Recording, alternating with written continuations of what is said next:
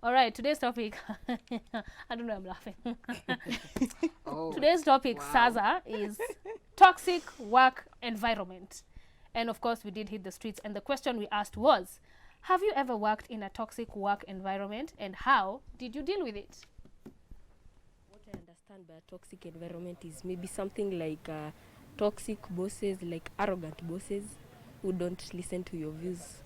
In the working place that you are in, there is there is significant infight with the people that you're working with. Maybe there could be bullying or much competition in moral also.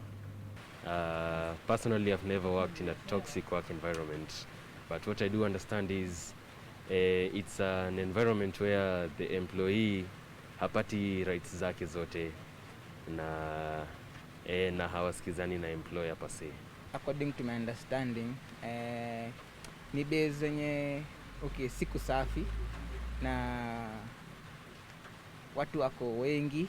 And what I understand by a toxic environment is it's an environment that's not favorable for the workers. All right, so there are two options when it comes to toxic environments. One, you just don't take that BS, honestly, because me personally, in any work environment, if you bring me negative energy, I'm going to sit you down and be like, what is the problem? Like, why do you feel like you have to be like this? Is there a way we can fix it? But for those people who have no other option and like maybe are a bit timid and they're afraid of standing up for themselves, like build a positivity bubble around you. Ignore, like people are going to think you're mad. They're going to be talking to you and you won't answer. Just ignore the negative energy. Those are my two ways. Yeah. Toxic environment is bad. It's You bad. don't grow personally. You don't grow as a person. And I feel like most work environments zinafaa kuwa na something that, I don't know, a way of kutoa hizi vitu. They need a guidance counselor. Tufagie, tufagie toxic environment because honestly we need to do something about it, because watu wengi, I think people are depressed Honestly, because of work. Yeah, because of work. I'm telling you, toxic environments need a guidance counselor. Remember in high school, kulikuwa na guidance counselor. You go and talk to that guy when you have a problem. Imagine zit tulikuwa na. Tulikuwa na guidance Hata alikuwa anasaidia kweli. Uko na shida, you go and talk about it, because some people honestly they're bringing the problems from home to work. So go talk to someone. True. I'm going to say this. Anywhere you go, whichever environment you're in, there has to be people you don't agree, you don't vibrate on the same frequency.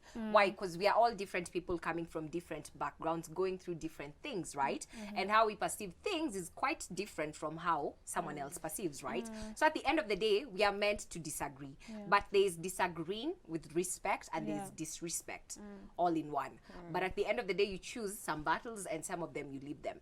Like if your boss is toxic according to you, right? What do?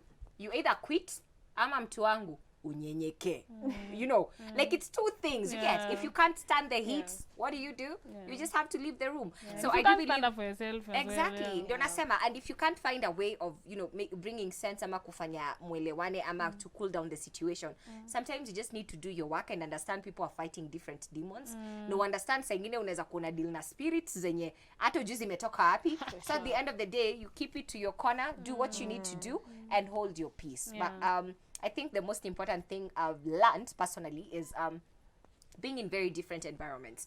It's just minding my own business. Sometimes it's quite important. Sometimes you might look like you're confused, you're very snobby. But sometimes for the sake of peace, you need to know when to speak, when not to speak, when to have an opinion, when not to have an opinion, and be careful about the things that you see. You might say something, someone else takes it a whole different level. And also remember, we can never be the same. We just can never be the same. That one for learning when not to speak, I'm still struggling with it. Mimi, oh my God. Because I'm that person who I will not be able to keep it to myself. Like if you're acting some type of way, you're a full grown adult, I will sit you down like a full grown adult and be like, are you 12? Like why? Like I don't know how to keep quiet, but I am learning. The past few months I've been able to keep my opinions to myself and like my clapbacks to myself. So if I can do it, anyone can. Saza, you want to add anything? No, what, It just- keep your toxic self at home. Usitulete kazini. Yeah. We have important things to do. That is very true. Anyway, guys, let us know what you thought of our health sports topic today, and if you've been in a toxic environment, let us know how you dealt with it on our social media handles on all platforms. Guys, let's move on to advice sports.